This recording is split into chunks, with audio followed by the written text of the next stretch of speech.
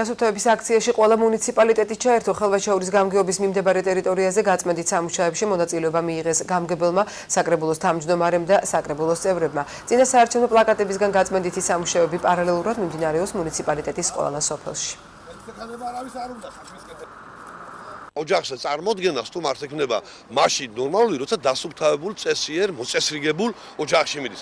ასე უნდა იყოს ჩვენი ქვეყანას დასუფთავებული მოწესრიგებული, რომ ამდენი სტუმრები როცა მოდიან და ამ ჩვენ ქვეყანაში შემოდიან მრავალი ასე ვთქვათ ტურისტი, იმან უნდა ნახოს თუ რომელ ქვეყანაში მოდის. თითოეულ ჩვენთაგანმა უნდა მივხედოთ ჩვენს ქვეყანას, რომ ყველასია ეს ქვეყანა და ესე შემართებით უნდა ვიშრომოთ და ვიზრუნოთ ჩვენი ქვეყნის მომავალზე. უკვე დავრწმუნდით, რომ ბოლო სამი არჩევნები როგორც სუფთა წმინდა დემოკრატიულად ჩატარდა, ასევე უნდა ვისწავლოთ ქალაქის დასუფთავებას და სოფლისაც.